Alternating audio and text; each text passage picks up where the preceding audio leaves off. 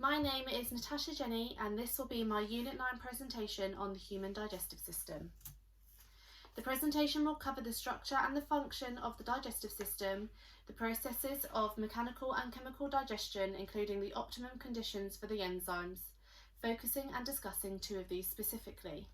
I will talk about the 5 groups of a balanced diet and what foods these can be found in. The body needs energy to create new cells and break down old cells. The food we eat gets broken down in the digestive system and the monomers created are used to create energy. The human digestive system can be split into 6 main areas: ingestion, propulsion, mechanical breakdown, digestion, absorption and defecation.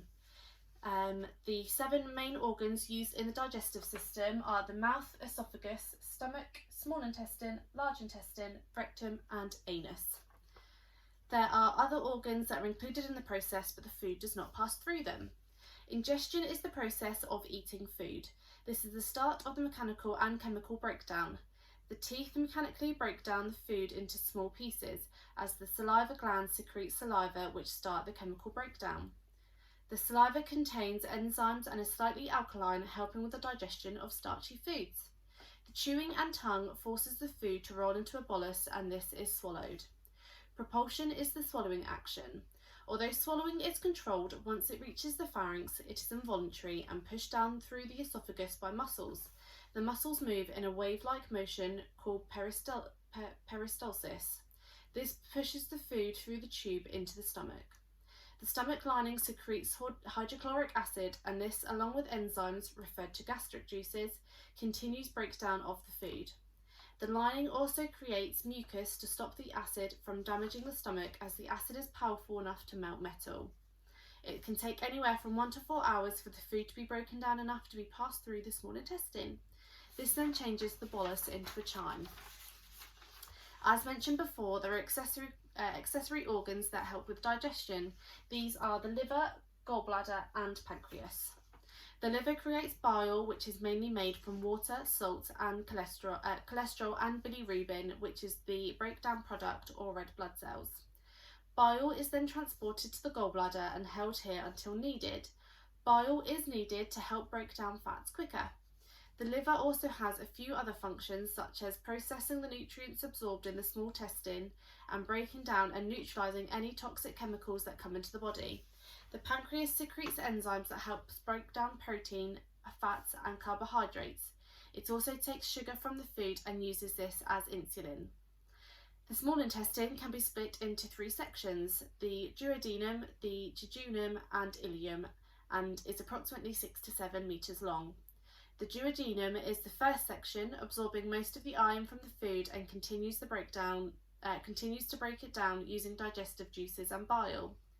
The jejunum and ileum are mostly used for absorbing nutrients, absorbing mostly folic acid and reabsorbing bile and bile salts respectively.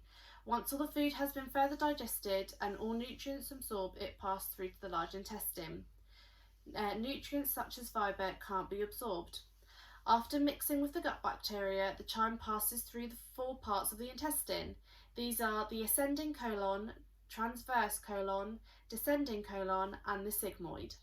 This process roughly takes 36 hours and results in the faeces being created and the human defecating. So what are enzymes? Enzymes are molecules that are created to help speed up the digestive process. The molecule the enzyme is working on is called a substrate. This fits perfectly into the area known as the active site. Almost like a jigsaw puzzle, each enzyme has an active site which has a specific shape and only the correct substrate will fit.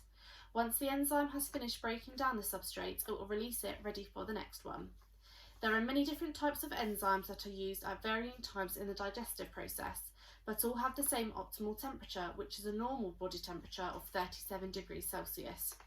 If the body is too cold, the molecule movements reduce, meaning they have less chance of colliding and therefore reduces the activity that can occur.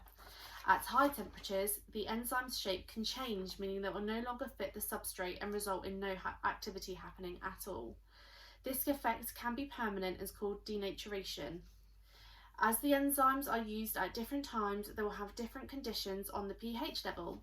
The pH level is used to measure the acidity or alkalinity of something. The scale goes from 1 to 14. 7 being neutral, below being the level of acidity, and above being the alkalinity. Two examples of enzymes are the salivary amylase and sucrose. Salivary amylase is created by the salivary glands and found in the mouth. It breaks down carbohydrates found in smaller molecules, which are mainly found in starchy foods such as bread, potatoes, and rice. It also has the dental benefits, as it helps to keep the starch from sticking to our teeth. It is fairly neutral, as it sits around 6.7 to 7 on the pH scale. Sucrose or invertase is found in the small intestine, and its main function is to catalyse the breakdown of sucrose into sugars such as glucose and fructose. These sugars are then absorbed and used as energy for the body. This enzyme is slightly acidic, sitting between 3.5 and 5.5 on the pH scale.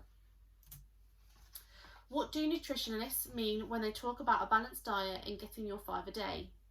The NHS has set out an Eat Well guide and splits foods into 5 categories.